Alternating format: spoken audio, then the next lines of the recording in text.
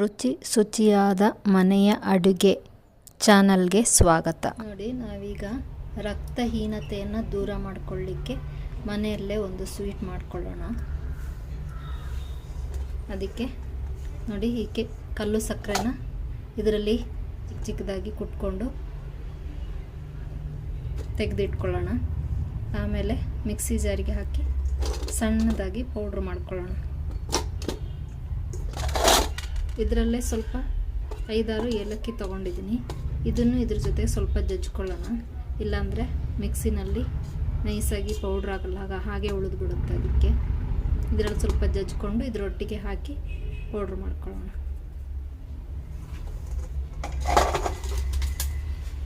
ಮೊದಲು ಇದನ್ನು ಜಜ್ಕೊಳ್ತೀನಿ, ಏಲಕ್ಕಿನ. ಇದನ್ನು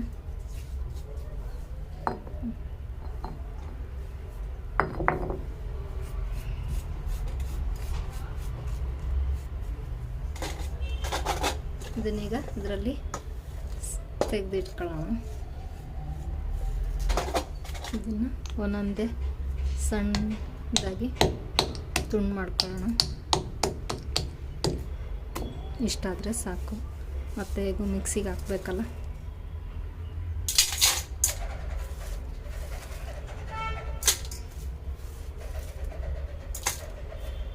ಇದೇ ರೀತಿ ಎಲ್ಲ ಕುಟ್ಕೊಂಡು ಆಮೇಲೆ ಮಿಕ್ಸಿಗೆ ಹಾಕೋಣ.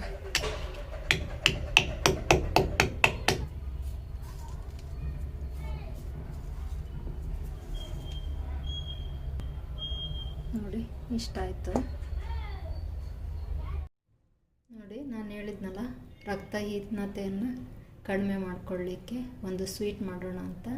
ಅದಕ್ಕೆ ಬೇಕಾಗಿರ್ತಕ್ಕಂಥ ಸಾಮಗ್ರಿ: 4 ನೆಲ್ಲಿಕಾಯಿ ತೊಗೊಂಡಿದ್ದೀನಿ, 1 ಕ್ಯಾರೆಟ್ ತೊಗೊಂಡಿದ್ದೀನಿ. ಬೇಕಿದ್ರೆ 2 ಹಾಕ್ಬೋದು, ಏನು ತೊಂದರೆ ಇಲ್ಲ. ಇಷ್ಟೇ ಹಾಕಬೇಕು ಅಂತ ಏನಿಲ್ಲ. ನಾನೀಗ 1 ತೊಗೊಂಡಿದ್ದೀನಿ. 1 ದೊಡ್ಡದು ಬೀಟ್ರೋಟ್ ತೊಗೊಂಡಿದ್ದೀನಿ. ಇದಕ್ಕೆ ಖರ್ಜೂರ ಸ್ವಲ್ಪ,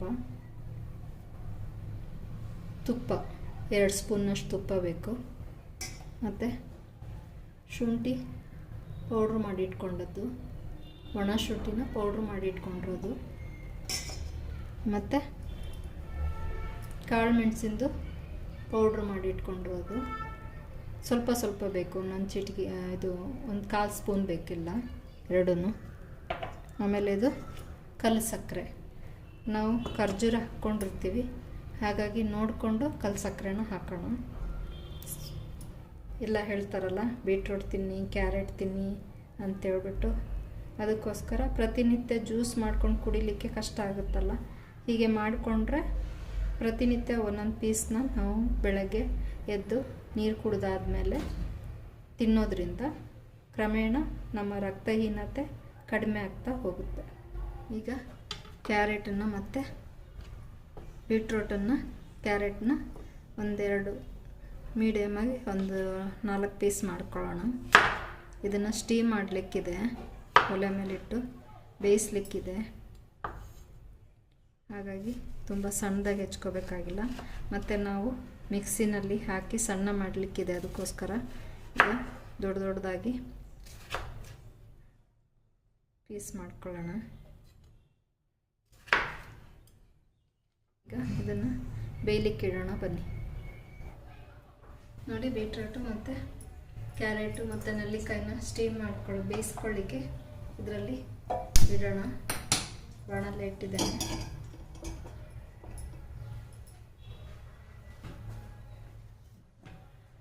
ಅದಕ್ಕೆ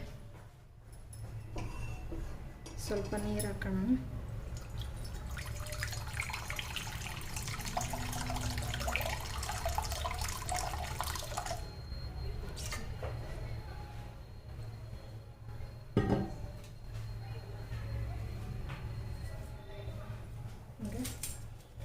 ಇದರಲ್ಲಿ ಇದನ್ನಿಗೆ ಇಡೋಣ. ನೋಡಿ, ನೆಲ್ಲಿಕಾಯಿ,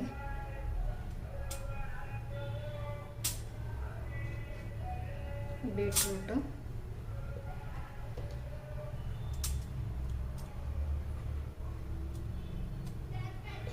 ಕ್ಯಾರೆಟ್ ಇದೊಂದು 10 ನಿಮಿಷ ಬೇಯ್ಕೊಳ್ಳಿ ಇದರಲ್ಲಿ ಸ್ಟೀಮಲ್ಲಿ.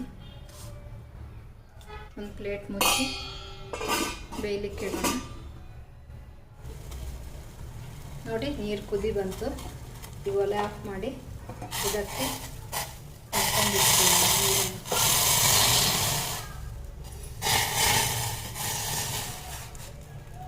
ಹಾಕಿ ಒಂದು 5 ನಿಮಿಷ ಬಿಡೋಣ ನೀರಲ್ಲಿ, ಕುದಿ ನೀರಲ್ಲಿ ಖರ್ಜೂರನ. ಅದು ಕಲ್ಸಕ್ರೆನ ನಾವು ಇದು ಪುಡಿ ಮಾಡಿ ಇಟ್ಕೊಂಡಿದ್ವಲ್ಲ ದೊಡ್ಡ ದೊಡ್ಡದಾಗಿ, ಅದನ್ನೀಗ ಮಿಕ್ಸಿಗೆ ಹಾಕ್ಕೊಳ್ಳೋಣ ಬನ್ನಿ. ನೋಡಿ ಮಿಕ್ಸಿ ಡ್ರೈ ಆಗಿರಬೇಕು. ಇದಕ್ಕೆ ಸ್ವಲ್ಪ ಸ್ವಲ್ಪ ಕಲ್ಸಕ್ಕರೆ ಹಾಕ್ಕೊಂಡು ಕಲ್ಸಕ್ಕರೆ ಹಾಕ್ಕೊಂಡು ಪೌಡ್ರ್ ಮಾಡ್ಕೊಳ್ಳೋಣ.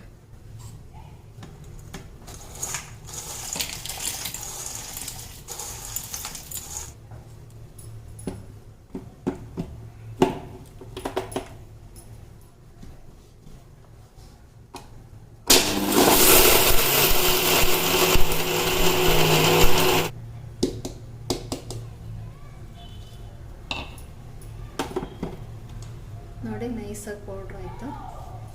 ಈ ಪಾತ್ರೆಗೆ ತೆಗೆದಿಟ್ಕೊಳ್ಳೋಣ. ಮತ್ತು ನೋಡಿ ಎಷ್ಟು ಬೇಕು ಅಂತ ನೋಡಿ ಹಾಕ್ಕೊಳ್ಳೋಣ. ಇದಕ್ಕೆ ಖರ್ಜೂರ ಹಾಕ್ಕೊಳ್ಳೋದ್ರಿಂದ ಏನಿದನ್ನು ನೀಟಾಗಿ ತೆಕ್ಕೋಬೇಕು ಅಂತೇನಿಲ್ಲ. ಇದರಲ್ಲೇ ಖರ್ಜೂರನ ರುಬ್ಕೊಳ್ಳೋಣ. ನೋಡಿ ಕ್ಯಾರೆಟ್ ಎಲ್ಲ ಬೆಂದಿದೆ ನೋಡೋಣ. ನೋಡಿ ಹೀಗೆ ನೆಲ್ಲಿಕಾಯಿಗೆ ಭಾಗ ಆಗಿದ್ರೆ ಬೆಂದಿದೆ ಅಂತ ಅರ್ಥ. ಆಮೇಲೆ ಇದನ್ನು ಪಿಜ್ಜಾ ತೆಕ್ಕೊಳ್ಳೋಣ. ಈಗ ಸುಲಭದಲ್ಲಿ ಇರ್ತೇವೆ.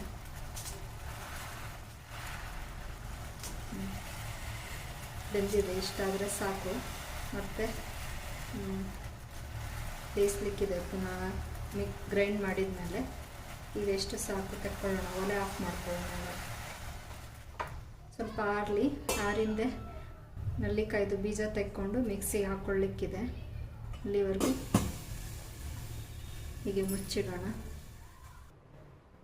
ನೋಡಿ ಇವಾಗ ಇದು ಆರಿದೆ. ಈ ಬೀಜನ ತೆಗೆದಿಟ್ಕೊಳ್ಳೋಣ. ನೋಡಿ ಎಷ್ಟು ನೀಟಾಗಿ ಈಸಿಯಾಗಿ ಬೀಜ ಬಿಡ್ತಾ ಇದೆ.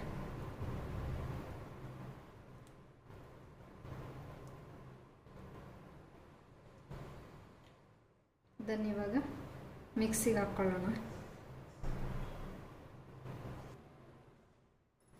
ನೋಡಿ ಈ ಮಿಕ್ಸಿ ಜಾರ್ಗೆ ಮೊದಲು ಖರ್ಜೂರನ ಪೇಸ್ಟ್ ಮಾಡ್ಕೊಂಡು ತಗೊಳ್ಳೋಣ. ಮಿಕ್ಸಿ ಜಾರ್ಗೆ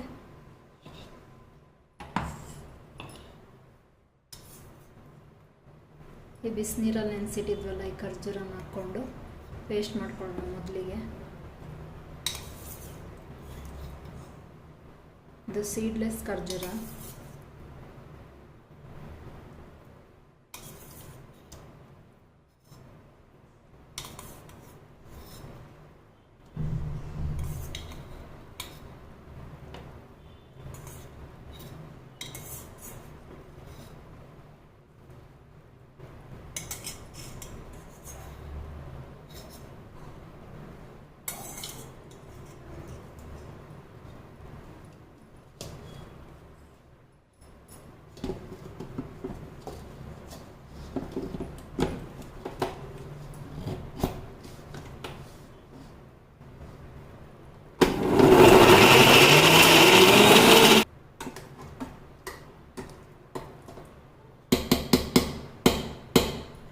ನೀಟಾಗಿ ಪೇಸ್ಟ್ ಮಾಡ್ಕೊಳ್ಳಿ ಕ್ಲೀನಾಗಿ.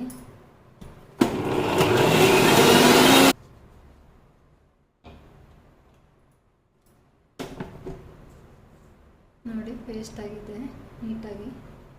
ಇದನ್ನು ಒಂದು ಪಾತ್ರೆಗೆ ತೆಗೆದಿಟ್ಕೊಳ್ಳೋಣ.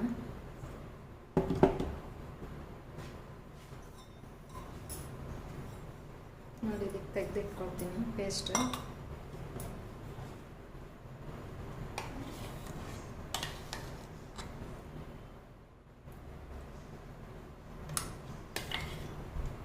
ಈಗ ಇದೇ ಜಾರ್ಗೆ ಬೀಟ್ರೋಟು ನೆಲ್ಲಿಕಾಯಿನ ಹಾಕ್ಕೊಂಡು ಪೇಸ್ಟ್ ಮಾಡ್ಕೊಳ್ಳೋಣ.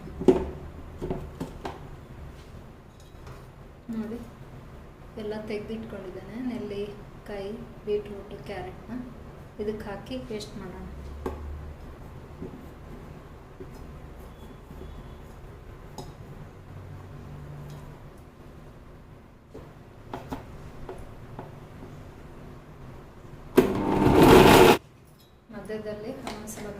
ಹಾಕ್ಬಿಟ್ಟು ಪೇಸ್ಟ್ ಮಾಡಿ.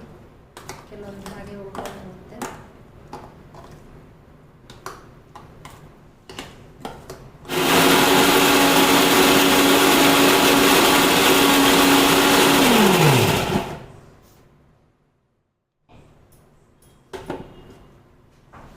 ನೋಡಿ ಎಷ್ಟು ಚೆನ್ನಾಗಿ ಪೇಸ್ಟ್ ಆಗಿದೆ ಅಂತ. ಇಷ್ಟು ಸಾಕು. ಈಗ ಇದನ್ನು ಒಂದು ಬೌಲಲ್ಲಿ ತೆಕ್ಕೊಳ್ಳೋಣ.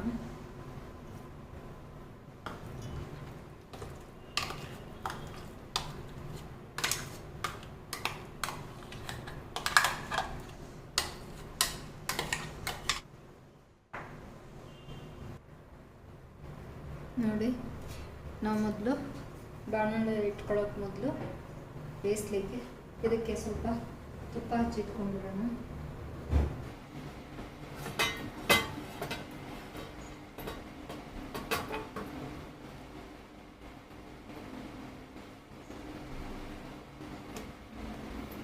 ಇದನ್ನು ಸೈಡಲ್ಲಿ ಎತ್ತಿಟ್ಕೊಳ್ಳೋಣ.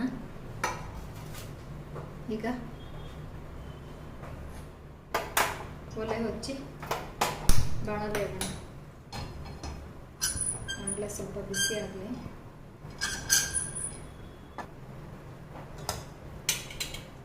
ನೋಡಿ, ಇದು 3/4 ಬೌಲ್ ಇದೆ ಕ್ಯಾರೆಟು ನಾವು ಗ್ರೈಂಡ್ ಮಾಡಿ ಇಟ್ಕೊಂಡಿರೋದು.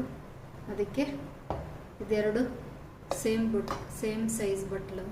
ಇದರಲ್ಲಿ ಅರ್ಧ ಬಟ್ಲು ಸಕ್ಕರೆ ಪೌಡ್ರ್ ತೊಗೊಂಡಿದ್ದೇನೆ ನಾನು. ಯಾಕಂದರೆ ಖರ್ಜೂರ ಹಾಕ್ತಾ ಇದ್ದೀವಲ್ಲ, ಹಾಗಾಗಿ ಅರ್ಧ ಬಟ್ಲು ತೊಗೊಂಡಿದ್ದೀನಿ. ಇಲ್ಲಾಂದರೆ 3/4 ಬಟ್ಲಿಗೆ 3/4 ಬಟ್ಲೆ ಸಕ್ಕರೆ ಬೇಕಾಗುತ್ತೆ. ನಲ್ಲಿಕಾಯಿ ಇರೋದ್ರಿಂದ ಅದು ಹುಳಿಯಲ್ಲ, ಸ್ವಲ್ಪ ಸಕ್ಕರೆ ಜಾಸ್ತಿ ಕೇಳುತ್ತೆ. ಅದಕ್ಕೆ ಈಗ ಬಾಣಲೆ ಬಿಸಿಯಾಗಿದೆ. 1-2 ಸ್ಪೂನ್ ತುಪ್ಪ ಹಾಕ್ಕೊಳ್ಳೋಣ. ಅದಕ್ಕೆ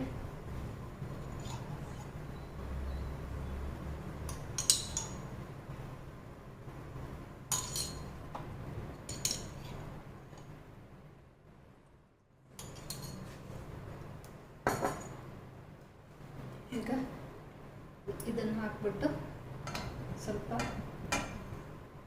ಫ್ರೈ ಮಾಡೋಣ.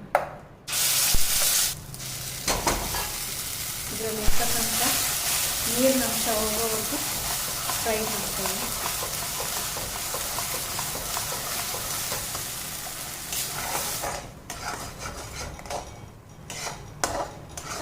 ಆಲ್ರೆಡಿ ಬೆಂದಿದೆ.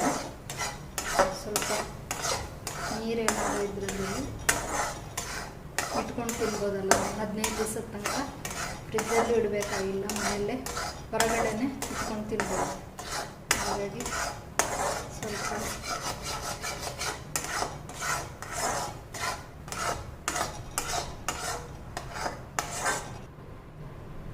ನೋಡಿ, ಸ್ವಲ್ಪ ನೀರು ಕಮ್ಮಿ ಆಯಿತು. ನೀರನ್ನ ಸ್ವಲ್ಪ ಆರಿತ್ತು.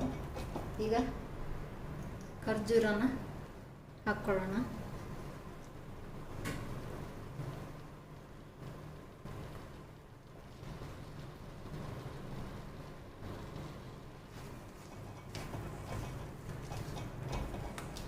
ಮಿಕ್ಸ್ ಮಾಡಿ ಹಾಗೆ ಸಕ್ಕರೆ ಪೌಡ್ರನ್ನು ಹಾಕ್ಕೊಳ್ತಾ ಇದ್ದೀನಿ.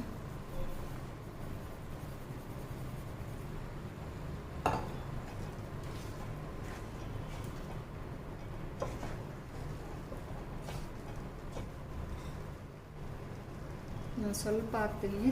ಸ್ವೀಟ್ ಆಗಿದೆ. ಸ್ವಲ್ಪ ಅದು ನೆಲ್ಲಿಕಾಯಿ ಇದೆಲ್ಲ ಎಳ್ಕೊಂಡು ಮತ್ತೆ ಕಮ್ಮಿ ಆಗುತ್ತೆ. ನೋಡಿ, ಅರ್ಧ ಬಟ್ಲು ತೊಗೊಂಡಿದ್ನಲ್ಲ, ಅದರಲ್ಲಿ ಎಷ್ಟು ಉಳಿದಿದೆ. ಖರ್ಜೂರ ಹಾಕಿರೋದ್ರಿಂದ ಸ್ವೀಟ್ ಆಗಿದೆ. 1/4 ಬಟ್ಲು ಸಾಕು ಸಕ್ಕರೆ.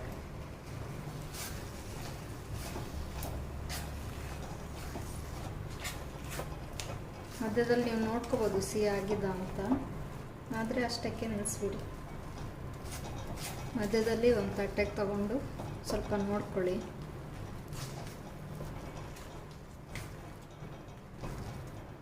ಮತ್ತು ನಾಳೆ ಸ್ವಲ್ಪ ಸ್ವೀಟ್ ಎಲ್ಲ ಎಳ್ಕೊಂಡು ಚೆನ್ನಾಗಿ ಕಮ್ಮಿ ಆಗುತ್ತೆ. ಅಂದರೆ ತೊಂದರೆ ಇಲ್ಲ, ಇಷ್ಟು ಸಾಕು ಅನಿಸುತ್ತೆ.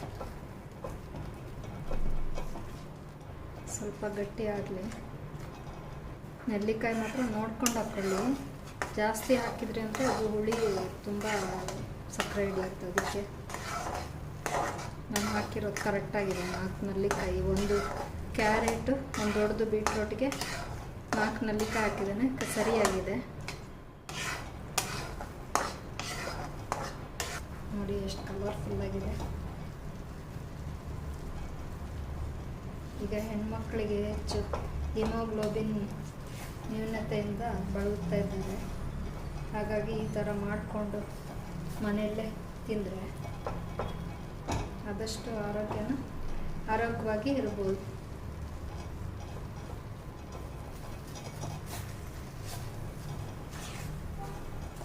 ಸಣ್ಣ ಪುಟ್ಟದು ಈ ಥರ ಮನೆಯಲ್ಲೇ ಮಾಡ್ಕೊಂಡು ತಿನ್ನೋದ್ರಿಂದ ನಮ್ಮ ಆರೋಗ್ಯನ ಕಾಪಾಡ್ಕೋಬೋದು. ಗಟ್ಟಿ ಆಯಿತು. ಈಗ ಸ್ವಲ್ಪ 1/4 ಚಮಚ ಶುಂಠಿ ಪೌಡ್ರ್ ಹಾಕೋಣ.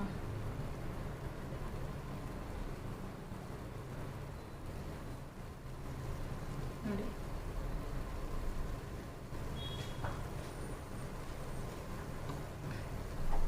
ಮತ್ತು 1/4 ಚಮಚ ಕಾಳು ಮೆಣಸಿನ ಪುಡಿಯನ್ನು ಹಾಕೋಣ.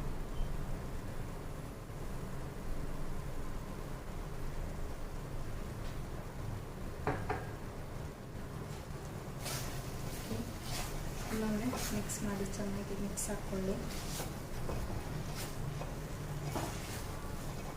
ಸ್ವೀಟಿಗೆ ಯಾವಾಗಲೂ ಸ್ವಲ್ಪ ಉಪ್ಪು ಹಾಕಬೇಕಂತೆ, 1 ಚಿಟಿಕೆ ಆದ್ರೂ, ಆವಾಗ ಅದು ಸ್ವೀಟು ಟೇಸ್ಟ್ ಕೊಡುತ್ತಂತೆ. ಹಾಗಾಗಿ ನೋಡಿ, ನಾನು ಸ್ವಲ್ಪ ಹಾಕ್ತಾಯಿದ್ದೀನಿ, 1 ಚಿಟಿಕೆ ಅಷ್ಟು.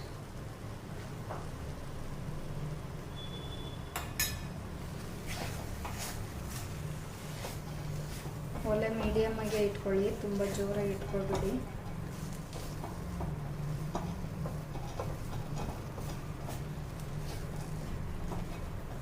ಸಕ್ಕರೆ ಪುಡಿ ಮಾಡುವಾಗಲೇ ಏಲಕ್ಕಿ ಹಾಕಿದ್ದೆ, ಹಾಗಾಗಿ ಹಾಕ್ತಾಯಿಲ್ಲ. ಈಗ ನೋಡಿ, ಆಗ ನಿಮಗೆ ತೋರಿಸ್ಲಿಕ್ಕೆ ಮರ್ತೋಯ್ತು, ನಾನು ಡ್ರೈ ಫ್ರೂಟ್ಸ್ನ ಹಾಕ್ತಾಯಿದ್ದೀನಿ ಇದಕ್ಕೆ. ಇದು ನೋಡಿ, ಗೋಡಂಬಿ, ಪಿಸ್ತಾ, ಬಾದಾಮು ಮತ್ತು ಎಲ್ಲ ಮಿಕ್ಸ್ ಸೀಡ್ಸ್, ಬೀಜಗಳು ಎಲ್ಲ. ಇದು ಗೋಡಂಬಿ 5, ಬಾದಾಮ್ 5 ತೊಗೊಂಡಿದ್ದೀನಿ, ಪಿಸ್ತಾ 1 ಸ್ಪೂನ್ನಷ್ಟು, ಇದು 1 ಸ್ಪೂನ್ನಷ್ಟು ತೊಗೊಂಡಿದ್ದೀನಿ. ಇದನ್ನು ಹಾಕ್ಕೊಳ್ಳಿ, ಇದ್ದರೆ ಹಾಕ್ಕೊಳ್ಳಿ, ಇಲ್ಲದೇ ಇದ್ದರೆ ಏನು ತೊಂದರೆ ಇಲ್ಲ, ಹಾಗೆ ಮಾಡ್ಕೋಬೋದು.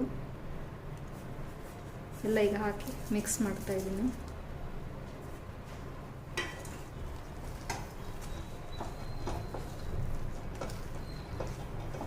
ಚೆನ್ನಾಗಿರುತ್ತೆ. ಸೀಡ್ಸ್ ತಿನ್ನಿ, ಬಾದಾಮ್ ತಿನ್ನಿ ಅಂತ ಹೇಳ್ತಾರಲ್ಲ, ಅದಕ್ಕೆ ಹಾಕ್ಕೊಂಡು ಮಾಡಿಕೊಂಡ್ರೆ ಚೆನ್ನಾಗಾಗುತ್ತೆ. ಇಲ್ಲದೇ ಇರೋರು ಸ್ಕಿಪ್ ಮಾಡ್ಬೋದು, ಏನು ತೊಂದರೆ ಇಲ್ಲ, ಹಾಕಲೇಬೇಕು ಅಂತ ಏನಿಲ್ಲ.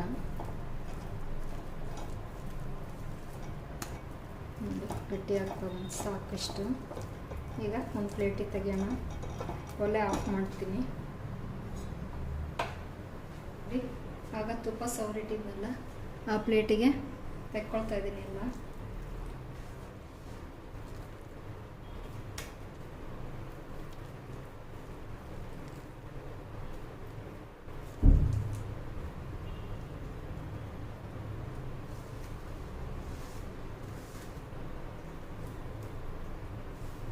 ನಿಮಗೆ ಎಷ್ಟು ಬರ್ಬೇಕು ಅಷ್ಟು ಮಾಡ್ಕೊಳ್ಳಿ.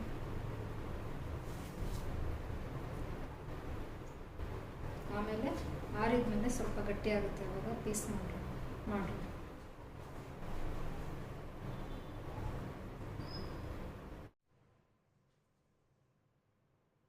ಈಗ ಸ್ವಲ್ಪ ಆರಿದೆ, ಇವಾಗ ಕಟ್ ಮಾಡೋಣ.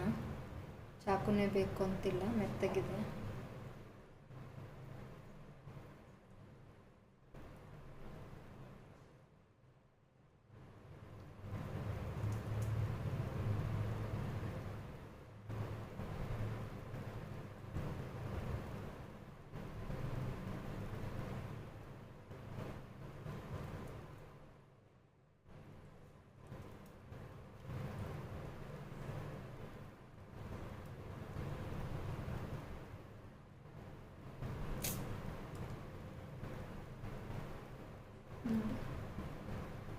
ಚೆನ್ನಾಗಾಗಿದೆ. ಒಂದು ಏರ್ ಟೈಟಲ್ಲಿ ಇದ್ರಿಗೆ ಇಟ್ಕೊಂಡ್ರೆ ಒಂದೊಂದೇ ತೆಗೆದು ಡೈಲಿ ಒಂದೊಂದು ಪೀಸ್ ತಿಂದ್ಕೊಂಡ್ರೆ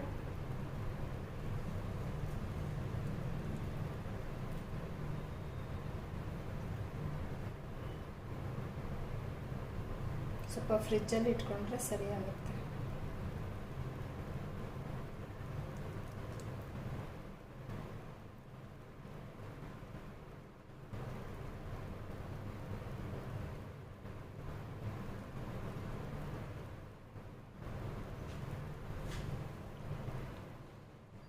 ಬೇಕು ಹಾಗೆ ಸ್ಪೂನಲ್ಲಿ ತೊಗೊಂಡು ತಿನ್ಬೋದು. ಇಲ್ಲ ನಮ್ಗೆ ಪೀಸ್ ಥರ ಬೇಕು ಅಂತಂದರೆ ಒಂದು 2 ಸ್ಪೂನಷ್ಟು ಗೋಧಿ ಹಿಟ್ಟಾರು ಆಗ್ಬೋದು, ಕಾರ್ನ್ ಫ್ಲೋರಾರು ಆಗ್ಬೋದು.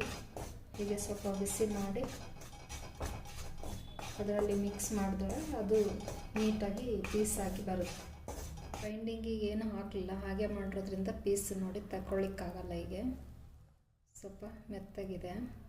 ಇದು ಸ್ವಲ್ಪ ಸ್ಟಿಫಾಗಿ ಬರಬೇಕು ಅಂತಂದರೆ ಅದಕ್ಕೆ ನೀವು ಗೋಧಿ ಹಿಟ್ಟು ಮಿಕ್ಸ್ ಮಾಡಿದರೆ ಅವು ಸ್ವಲ್ಪ ಚೆನ್ನಾಗಿ ಪೀಸ್ ಬರುತ್ತೆ.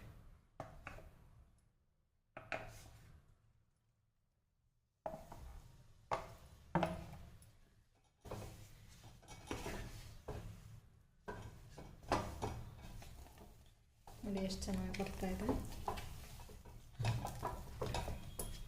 ಸಾಕು. ಈಗ ಒಲೆ ಆಫ್ ಮಾಡಿಬಿಟ್ಟು ತಟ್ಟೆಗೆ ಹಾಕೊಳ್ಳೋಣ ಬನ್ನಿ. ಸವರಿಟ್ಟ ತಟ್ಟೆಗೆ ಹಾಕ್ಕೊಳ್ತಾ ಇದ್ದೀನಿ.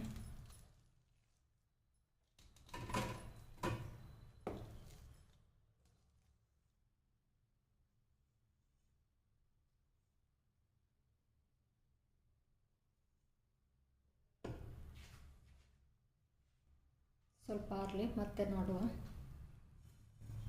ನೋಡಿ ಈ ಥರ ಆಯಿತು.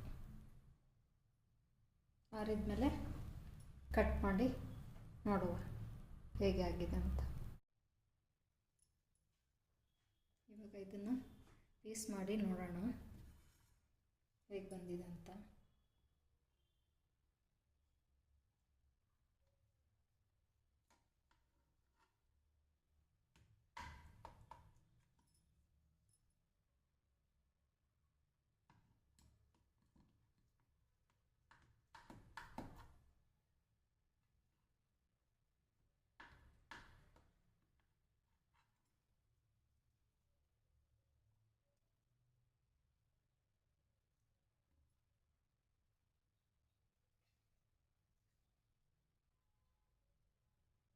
ನೋಡಿ ಎಷ್ಟು ಚೆನ್ನಾಗಿ ಬಂದಿದೆ. ಹೀಗೆ ಡೈಲಿ ಬೆಳಗ್ಗೆ ಒಂದೊಂದು ಪೀಸ್ನ ತಿಂದರೆ ನಿಮ್ಮ ರಕ್ತಹೀನತೆಯನ್ನು ನಿವಾರಣೆ ಮಾಡ್ಕೋಬೋದು.